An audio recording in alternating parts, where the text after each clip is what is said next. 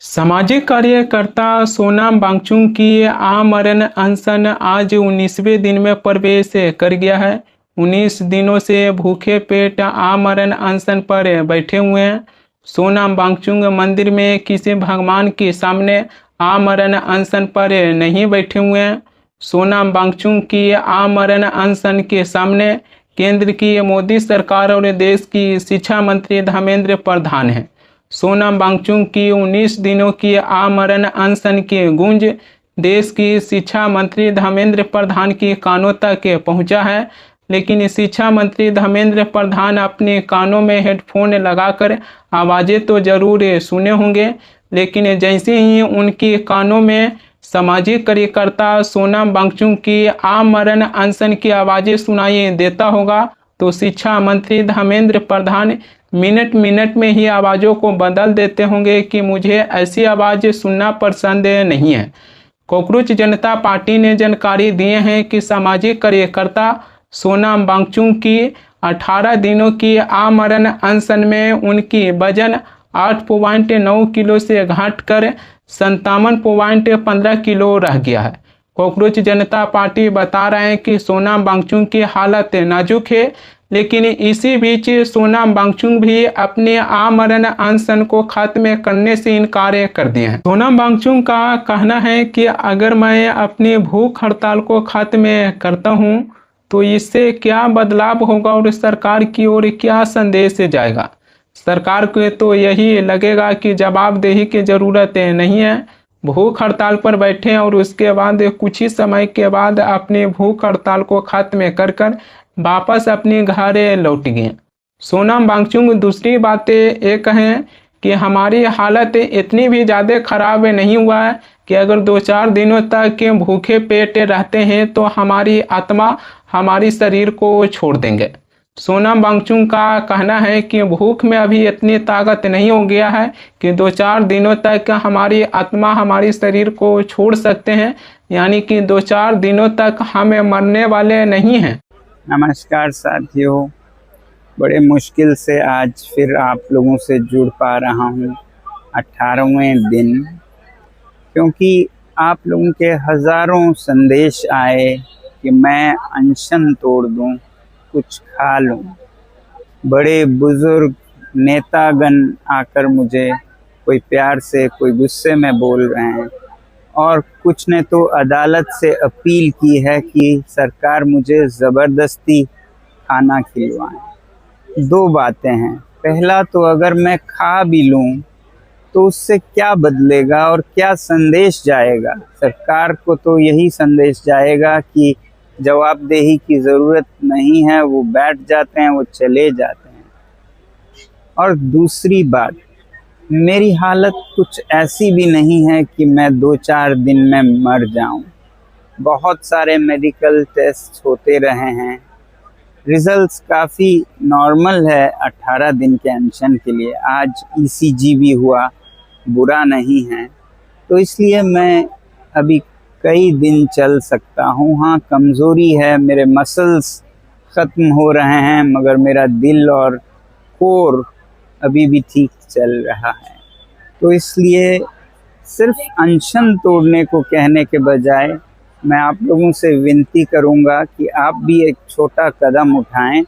20 जुलाई को इतनी बड़ी संख्या में आएं कि एक संदेश सरकार को जाए, और मैं तो कहूँगा उस दिन सारे स्कूलों, कॉलेजों, विश्वविद्यालयों से कि वो उसे एक्सपीरियंशियल एजुकेशन का दिन मनाएं, NEP के अंतर्गत, न्यू पॉलिसी ऑन एजुकेशन के अंतर्गत, क्योंकि उस दिन बच्चे अभ्यास कर पाएंगे पॉलिटिकल साइंस का एक अनोखा लेसन जो कि इतिहास का हिस्सा होगा, जिसमें वो खुद शिरकत हो पाएंगे और सीख पाएंगे कैसे लोकतंत्र चलता है जनता की ओर से भी। तो 20 जुलाई को बहुत से सांसदों के साथ आप सब आइए, हज़ारों की संख्या में हम सब मिलके इस मुद्दे को संसद के हवाले करेंगे, तो मुझे भी भरोसा होगा कि अब ये सही हाथों में गया है।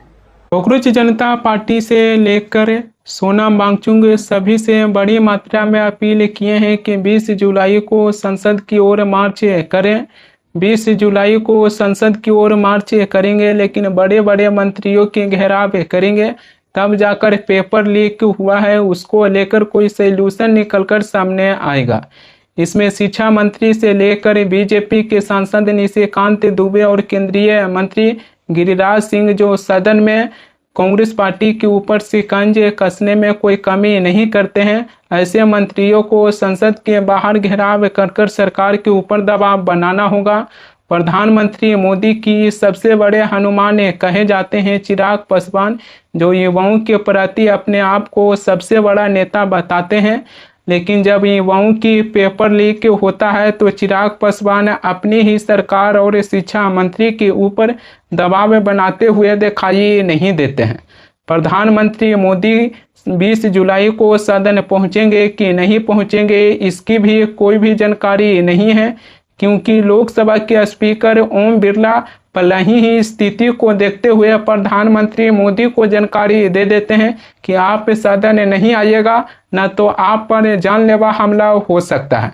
पहले ही लोकसभा के स्पीकर ओम बिरला प्रधानमंत्री मोदी को निर्देश दे देते हैं। सोनम वांगचुक की भूख हड़ताल खत्म करवाने के लिए दिल्ली हाई कोर्ट में एक जनहित याचिका यानी कि PIL दाखिल करवाया गया था। दिल्ली हाई कोर्ट की चीफ जस्टिस देवेंद्र कुमार उपाध्याय और जस्टिस तेजस की बेंच के सामने केंद्र सरकार की ओर से solicitor general Tushar Mehta video conference के जरिए हाजिर हुए हैं।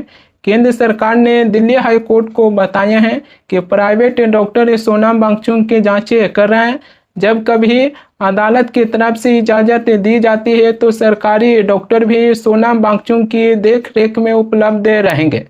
केंद्र सरकार ने दिल्ली हाई कोर्ट को यह भी भरोसा दिलाए हैं कि जब कभी ज़रूरत पड़ता है तो मेडिकल सहायता उपलब्ध करवाने के लिए केंद्र सरकार तैयार है।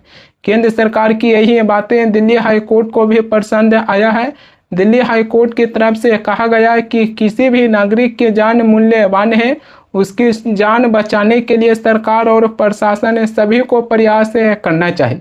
जनहित याचिका पर दिल्ली हाई कोर्ट में सुनवाई हुआ, लेकिन दिल्ली हाई कोर्ट न तो सोनम वांगचुक से भूख हड़ताल खत्म करने के लिए कहें और न सरकार की तरफ से भी कोई ऐसी बातें निकलकर सामने आया कि सोनम वांगचुक की बातें केंद्र की बीजेपी सरकार मानेंगे कि नहीं मानेंगे।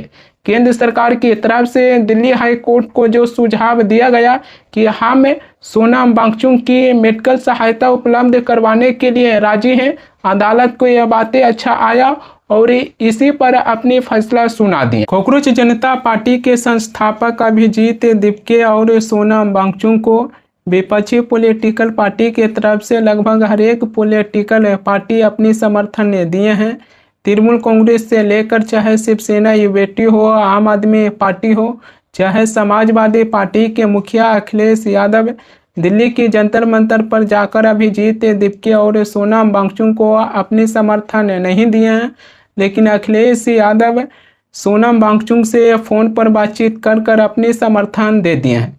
इन सबकी समर्थन के बावजूद भी कॉकरोच जनता पार्टी के फाउंडर अभिजीत दीपके विपक्ष की सबसे बड़े पार्टी के नेता कहे जाते हैं राहुल गांधी की राहें देख रहे हैं। इन सब के बीच लोगों ने कैसे कैसे सोशल मीडिया पर अभिजीत दीपके की साल 2022 की ट्वीट को ढूंढ लिए कि जब राहुल गांधी भारत जोड़ो यात्रा पर निकले थे तब अभिजीत दीपके उनकी भारत जोड़ो यात्रा पर कड़े टिप्पणी किए थे। 8 सितंबर 2022 को कॉकरोच जनता पार्टी के संस्थापक अभिजीत दीपके राहुल गांधी की भारत जोड़ो यात्रा को लेकर कहे थे कि राहुल गांधी की भारत जोड़ो यात्रा ट्रेवल ब्लॉग बनकर रह जाएगा। इसी टिप्पणी की अब ट्वीट निकाल आए हैं।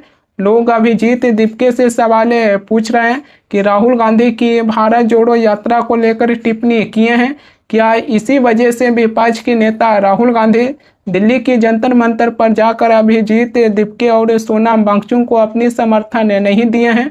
खैर, इसको लेकर लोग अपनी अपनी बातें कह रहे हैं, लेकिन एक बात तो ये भी स्पष्ट हो जाता है कि जब पेपर लीक होता है, खास कर जब युवाओं के मुद्दा निकलकर सामने आता है, तो हर एक विपक्षी पार्टी सोचते हैं कि अपनी पार्टी की ओर से युवाओं के प्रति एक अलग से संदेश भेजें। विपक्ष के नेता राहुल गांधी 17 जुलाई को देहरादून के परेड ग्राउंड में छात्रों की गूंज कार्यक्रमों को संबोधित करने वाले थे, लेकिन देहरादून के परेड ग्राउंड में राहुल गांधी की वह जगह पहले से ही शिफ्ट था, लेकिन बाद में अब बीजेपी सरकार पर आरोप लगा रहे हैं कि राहुल गांधी को उस जगह पर छात्रों की गूंज के कार्यक्रम को संबोधित करने की अनुमति नहीं दी है। अब कांग्रेस पार्टी की तरफ से बताया गया है कि देहरादून की बनू स्कूल के मैदान में राहुल गांधी की छात्रों की गूंज की कार्यक्रम यानी छात्रों को संबोधित करेंगे।